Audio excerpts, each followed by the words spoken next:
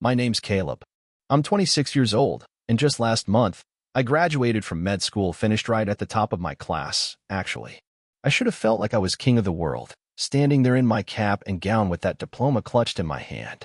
But when I looked over at the VIP section I'd reserved for my family, 14 padded chairs with gold-lettered name cards, all I saw were empty seats. Not a single person showed up. Not my mom. Not my stepdad. Not my little sister. Not even Aunt Linda, the one who promised me up and down she wouldn't miss it for anything. Turns out anything ended up being a carnival cruise to the Bahamas. Let me back up a bit. I wasn't born into the kind of family that throws a party over good grades. If you brought home straight A's, you were either trying too hard or making everybody else feel stupid. That's just how it was. My mom would say stuff like, "Nobody likes a show-off, Caleb," whenever I came home with a perfect report card. Or she'd tease, "Okay, Mr. Smarty Pants, think you're better than us now," if I ever talked about becoming a doctor one day. And it wasn't just her. Frank, my stepdad, a guy who took real pride in being the loudest in the room with the least to say, would joke, "I don't trust a man who can't change his own oil."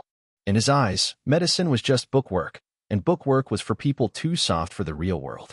But honestly, I didn't care. I was stubborn. I studied like my life depended on it. When I got a scholarship to med school, I didn't expect a parade or anything. Still, deep down, I thought maybe, just maybe, they'd be proud. Instead, my mom asked why I didn't just become a nurse like her friend's daughter. "It's quicker," she said, "and you still get to wear scrubs." Even after that, I kept trying. Every big milestone, the white coat ceremony, match day, residency interviews, I sent them invites. Every time, it was the same excuse. Flights were too expensive. They had too much going on. Frank didn't like big cities. After a while, I stopped pushing. I just sent updates through the family group chat, usually getting nothing but silence, or sometimes a thumbs up from my little sister, who was the only one who seemed to still care a little. But graduation? Graduation was supposed to be different. It wasn't just my day, it was the finish line after 8 years of nonstop grinding. I pulled night shifts. I studied through every holiday. I missed birthdays, funerals, everything.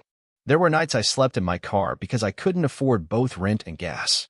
So when I landed a residency at a prestigious hospital, and when I found out I'd be giving a speech at the ceremony, I decided to go all out. I spent $14,000 of my own savings flying everyone in. First-class tickets for my mom and Frank. A fancy hotel suite near campus overlooking the lake. Dinner reservations with catering. Custom programs that listed their names under honored guests. I even had a florist put together centerpieces in my mom's favorite colors. I pictured her tearing up when she saw my name printed in the program. I pictured her telling me she was proud, maybe for the first time since I was a kid. The day before the ceremony, I called to double-check their flights. No answer. I texted. Still nothing. That night, while I was practicing my speech for what felt like the 100th time, my phone lit up. First, a text from my mom. "Caleb, we're not coming. Watching you pretend to be a doctor sounds painful. We booked a cruise instead. Enjoy your fake moment." Then one from Aunt Linda. "We'd rather be somewhere worth celebrating. You know how boring those things are." No apology. No hesitation. Just that. I sat there, staring at my screen until the brightness burned my eyes. I didn't cry. I didn't yell. I didn't smash my phone. I just sat there, blinking, feeling something deep inside me quietly snap. The next morning, I stood on that stage and gave my speech anyway. People clapped. I smiled. But the whole time, my eyes kept drifting to those front row seats, those fancy velvet chairs, each one bearing the name of someone who couldn't even bother to show up. Folks who spent my whole life trying to drag me down to their size. Later that night, after the dinner, the photo ops, the handshakes, and hugs from friends and professors who believed in me way more than my own family ever did. I walked into my hotel suite, closed the door behind me, and finally let myself feel everything.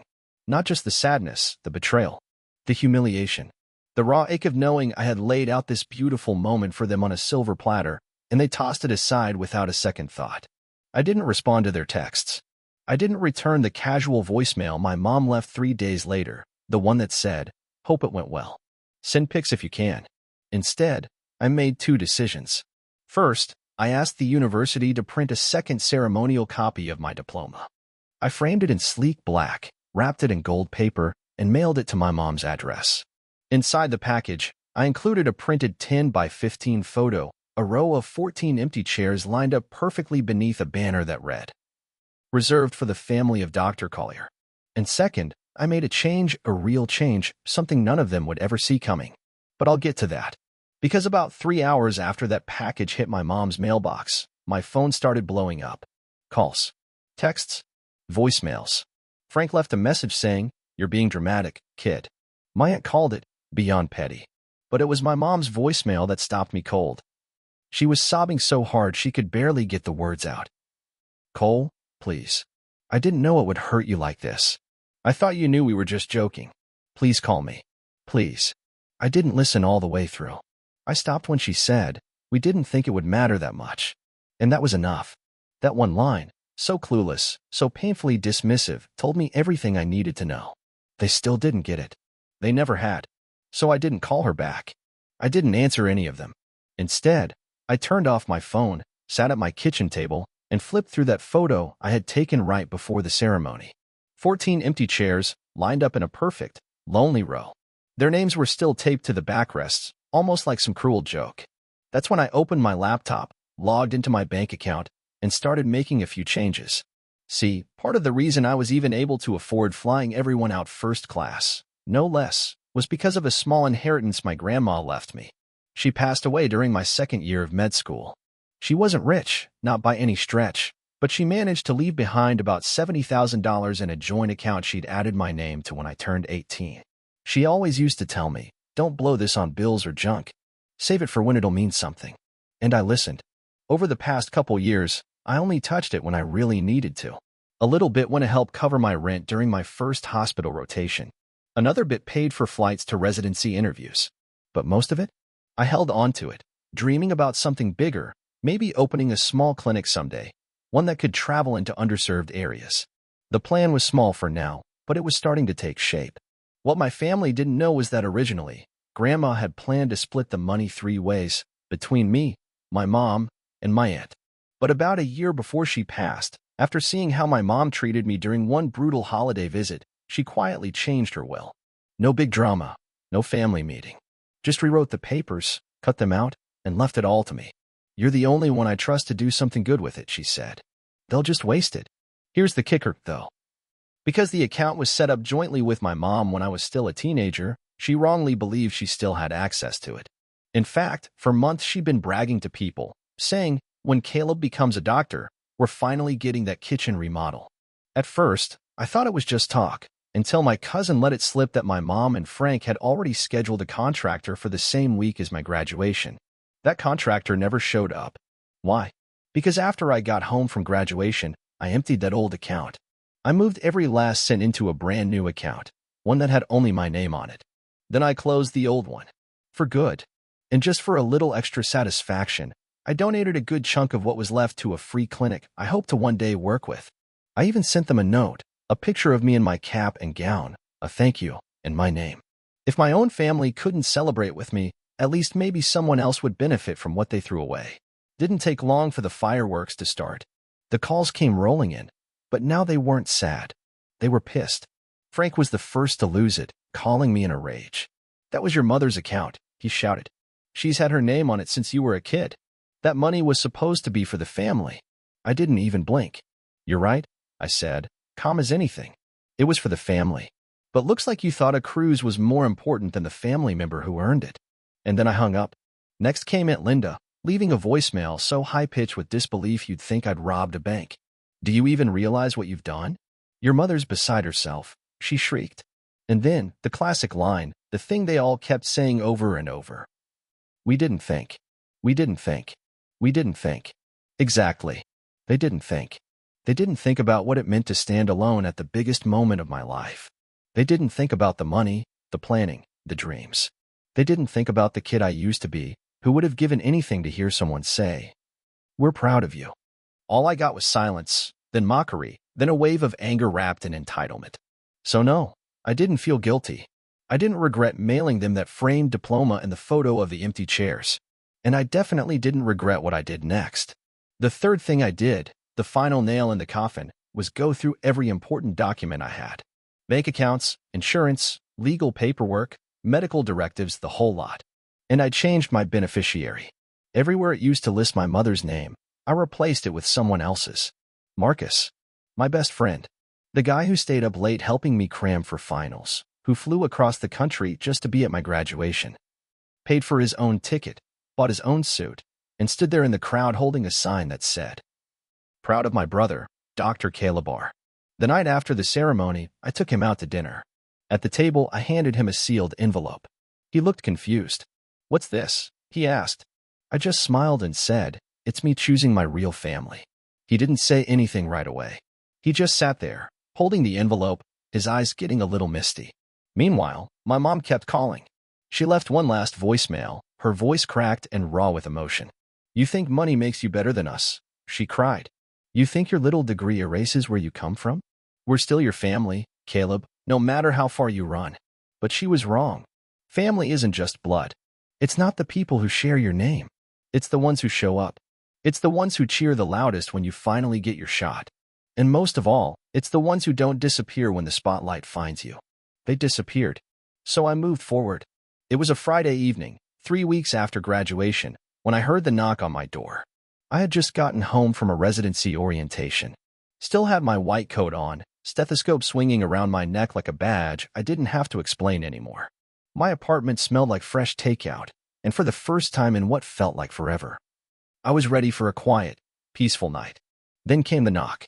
It wasn't frantic or panicked, just steady, like whoever it was thought they had every right to be there. I cracked the door open, and there she was, my mother.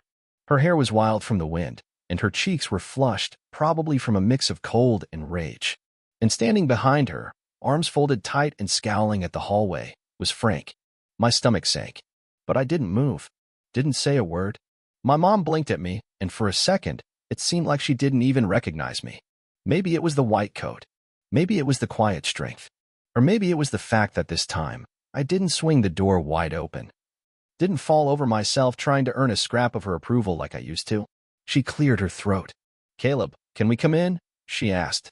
I tilted my head to the side. "Why?" She blinked, looking thrown off, like the very question offended her. "Because we need to talk," she said, her voice tight. "In private. Face to face." I stepped all the way into the doorway, blocking it. "We could have done that 3 weeks ago," I said. "At graduation." Frank snorted like I was being ridiculous. "Come on, man," he said. "You still holding on to that? It's not like we didn't congratulate you." I stayed calm. "No," I said, steady. "You didn't congratulate me. You mocked me. Then you picked a Caribbean buffet over showing up for your own son." My mother's eyes flashed with anger. "That's not fair," she snapped. "You didn't even give us time to explain." I raised one eyebrow. "You sent me a text that said, 'Watching you pretend to be a doctor sounds painful.' What exactly was I supposed to wait for?" The punchline. Frank stepped forward, his voice rising with every word. "You're being petty. That money wasn't yours to touch." And there it was. I almost smiled. "This isn't about showing up," I said. "It's about the inheritance." My mom's mouth tightened into a hard line. "We thought we could use some of it for the remodel," she said. "Your grandma would have wanted the family to enjoy it together." I felt something cold settle in my chest. "You mean like how you enjoyed leaving her alone after she got sick?" I shot back, my voice sharper now. "Or how she had to move in with a friend because you didn't want to manage her meds." My mom flinched. She hadn't seen that coming. But I wasn't done. She changed her will because she saw the truth I refused to see for years. That you only show up when there's something you can take. Not to support. Not to encourage. Just to pick through the leftovers. Frank's arms dropped from his chest, and he took another step closer, his voice low and mean. "You think you're better than us just 'cause you got some fancy degree?" I stared him down, calm and unblinking. "No," I said. "I just finally see you for who you really are. And I'm done pretending you're anything else." My mom's voice cracked. "Caleb, please," she said, almost a whisper. "You're still our son." I crossed my arms and shook my head slowly. "That's funny," I said. 3 weeks ago, you said I was pretending to be a doctor.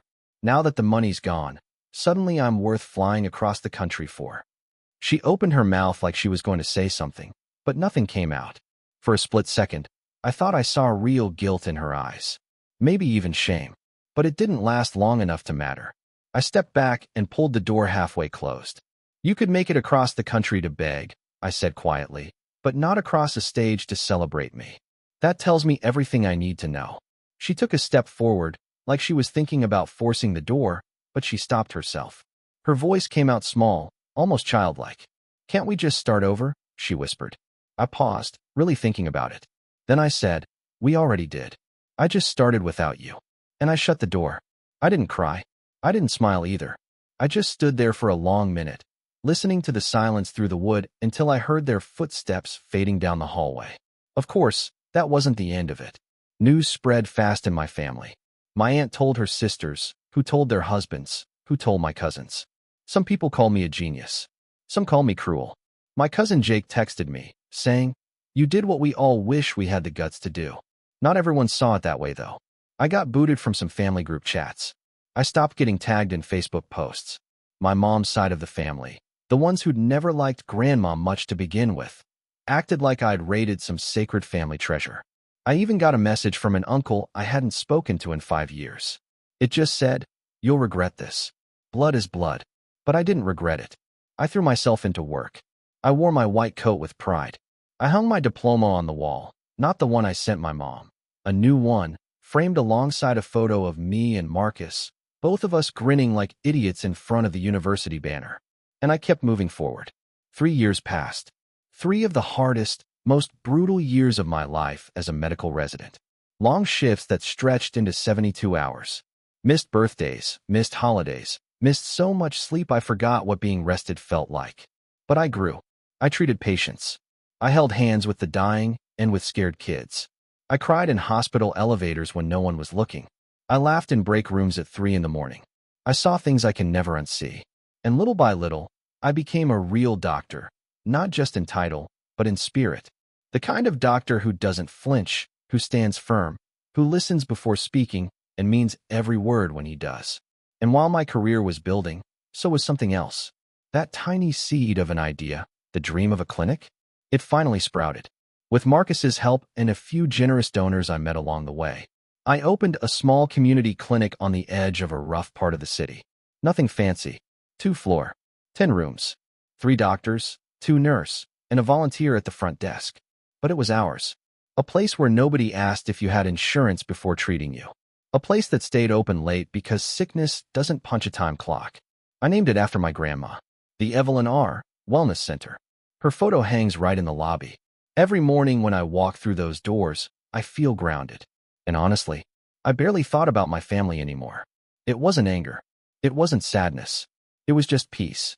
The kind of peace you find when you stop chasing something that was never chasing you back. But peace doesn't always last. It was late October when I got the email. Subject line, family reunion. Uncle Paul's 70th birthday. The message was sent to a long list of relatives, CC'd like I was just another name. But it still started with a cheery, "Hey everyone, hope you're doing great. We're throwing a backyard bash, potluck style. You know how it goes." I almost deleted it without a second thought. But something at the bottom caught my eye, like a last-minute afterthought. "P.S. Caleb, we all really hope you come. It's been too long. Your mom says she misses you." It wasn't even signed by her. It was signed by my cousin Emily, the family peacekeeper. I didn't respond. 3 days later, a letter showed up at the clinic. No return address.